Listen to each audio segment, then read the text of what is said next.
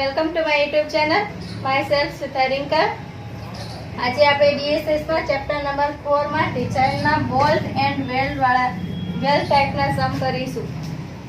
એમાં આજે આપણે બોલ્ટના સ્ટેપ જોઈ લઈએ. પહેલા સ્ટેપ માઇન્ડમાં ક્લિયર હશે તો સમ બહુ જલ્દી થઈ જશે.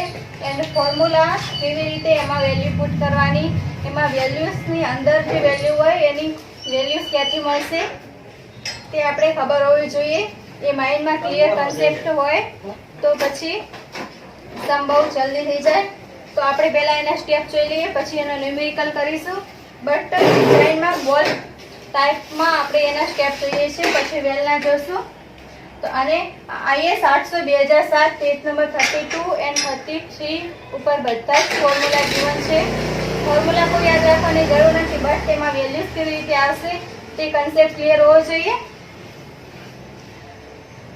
તો ફર્સ્ટ સ્ટેપમાં ક્વેશ્ચનમાં લોડ આપેલો હશે તો લોડને આપણે અહીંયા T કહીશું. 1 કિલોન્યુટનમાં આપેલો હશે. એ ક્યાં કામ આવશે આપણને? તો એમાં એજી રિક્વાયર્ડ, ફર્સ્ટ સ્ટેપમાં એજી રિક્વાયર્ડ એરિયા એનો કેટલો છે તો એ ફાઇન્ડ કરવા માટેની ફોર્મ્યુલા છે T/Fi × ગામા m0. તો આ T ત્યાં કામ આવશે એન્ડ Fi ની વેલ્યુ આપણે ફિક્સ જ છે. એ આપણે આગલા ચેપ્ટરમાં બધામાં જોઈ ગયા. 250 = Fi થશે અને gamma m0 and gamma m1 પર ફિક્સ જ છે. ગામા m0 = 1.10 થશે. પછી આ એજી શા માટે આપણે ફાઇન્ડ કર્યો તો એ આપણે ISA ચૂઝ કરવાનું છે. તો ડિઝાઇન મીન્સ આપણે એમાં ISA ફાઇન્ડ કરીશું અને એનાલિસિસમાં ISA આપેલો હશે ને કેટલો લોડ કેરી કરી શકશે એમાં એક લોડ ફાઇન્ડ કરવાનો હોય. આપણે આ ડિઝાઇનમાં આપણે ISA ચૂઝ કરવાનું હોય. ક્વેશ્ચનમાં લોડ આપેલો હશે કે આ ISA ઉપર એ આટલો લોડ આવશે તો એ કેરી કરી શકશે. તો આપણે ISA ડિઝાઇનમાં ફાઇન્ડ કરવાનું.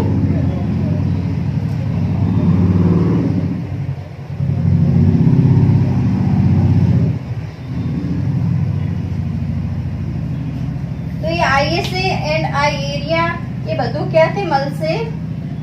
સ્ટીલ ટેબલમાંથી. સ્ટીલ ટેબલમાં ઇક્વલ એન્ડ અનઇક્વલ ટુ ટાઈપ્સમાં આપેલા હોય છે ISA. એ તમારા ઉપર છે, તમે કયો ચૂઝ કરો છો. બધાનો આન્સર અલગ પણ આવી શકે બીકોઝ ISA બધા અલગ અલગ લેતા હોય. એન્ડ જે ISA આપણે ચૂઝ કરશું એ એજી કરતા મોટું હોવું જોઈએ. એમાં સ્ટેપ નંબર 1 એનાલિસિસમાં પણ 3 સ્ટેપ હતા અને આમાં પણ 3 સ્ટેપ છે. એમાં અંદરની વેલ્યુ અને ઇક્વેશન કેવી રીતના હોય અને વેલ્યુની ફોર્મ્યુલા માઇનર ચેન્જીસ થતા હોય છે એમાં. તો strength due to yielding of gross section first step. એમાં TDG = Ag × Fi / gamma m0. આ ફોર્મ્યુલા આપણે બીજે ક્યાંક યુઝ કરતા એ છે P ફાઇન્ડ કરવા માટે આપણે યુઝ કરતા. બટ આ strength due to yielding of gross સેક્શનની ફોર્મ્યુલા બહુ ઈઝી છે, પણ એ પણ IS 800/2007 માં આપેલી જ છે. એ પણ યાદ રાખવાની જરૂર નથી. આ ફોર્મ્યુલામાં એજી ક્યાંથી મળશે તો તમે આ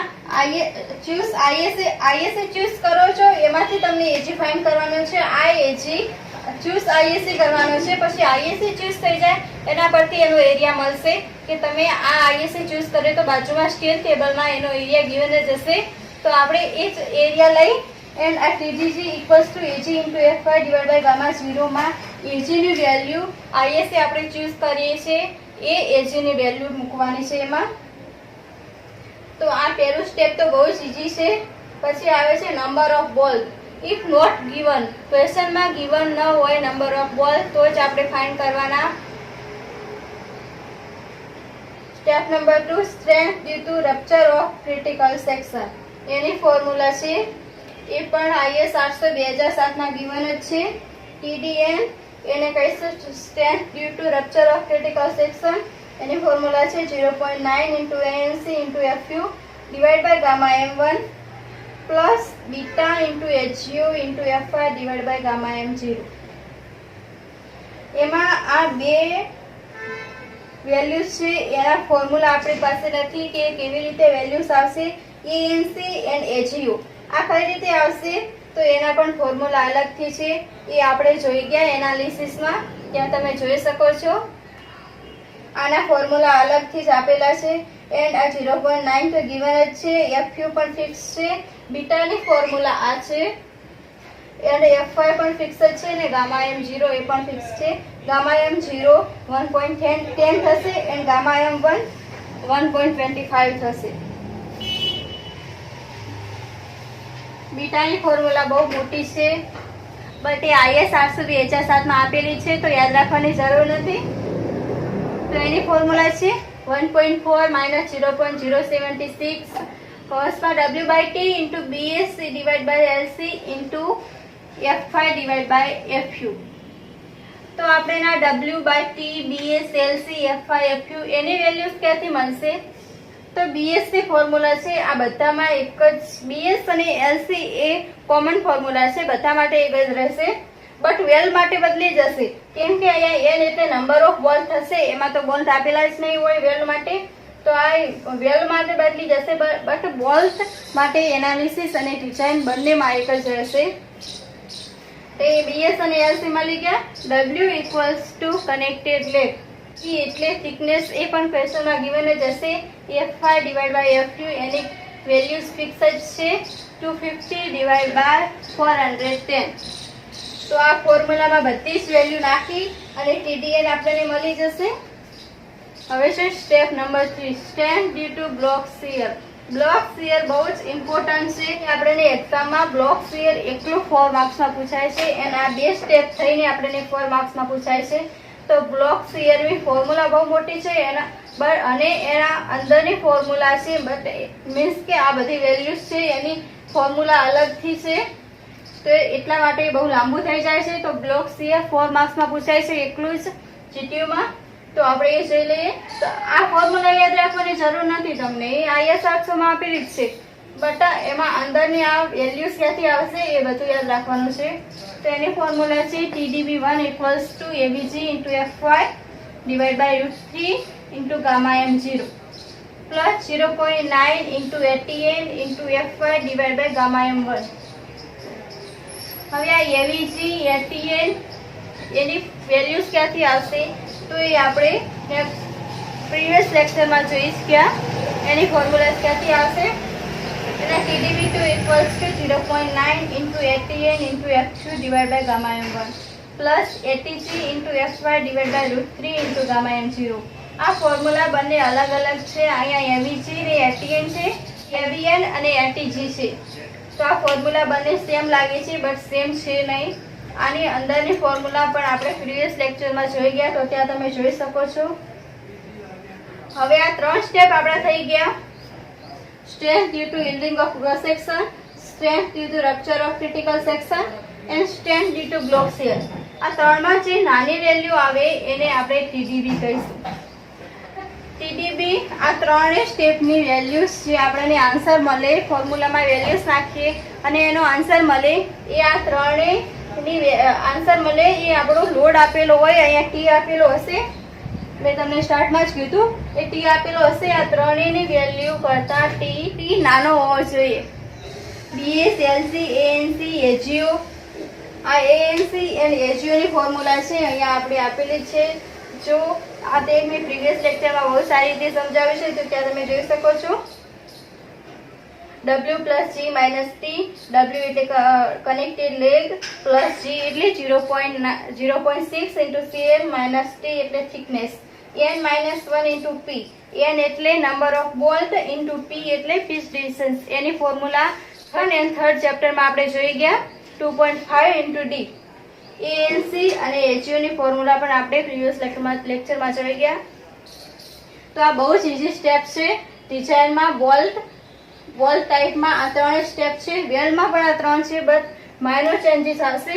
અને એનાલિસિસ અને ડિઝાઇનમાં શું ચેન્જીસ છે? એનાલિસિસ મીન્સ તમને ISA આપેલો હશે અને આપણે લોડ ફાઇન્ડ કરવાનો છે કે ISA ઉપર કેટલો લોડ એ કેરી કરી શકશે.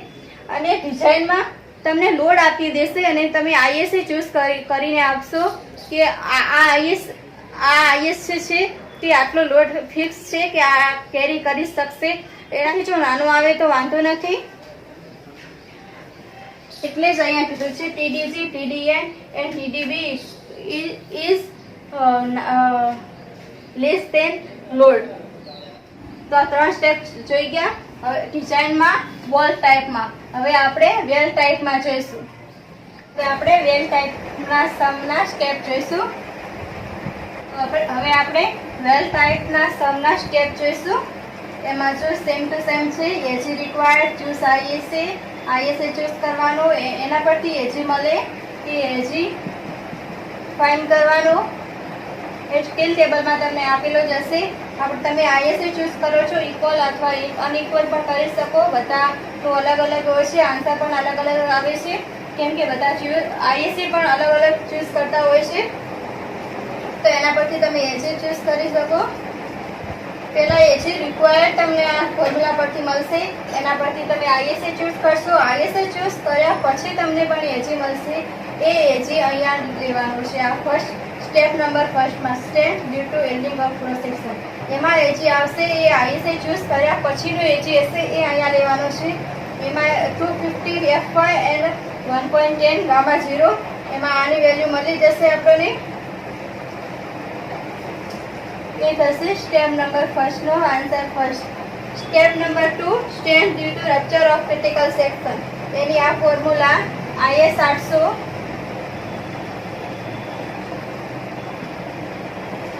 2007 પેજ નંબર 32 એન્ડ 33 ઉપર આપેલા જ છે. TDN equals to 0.9 into ANC into F2 divided by gamma M1 plus beta into HU into F5 divided by gamma M0. તો આ બીટાની ફોર્મ્યુલા પણ આ છે. એ બહુ લાંબી છે, બટ યાદ રાખવાની જરૂર નથી. IS 800 2007 માં આપેલી જ છે.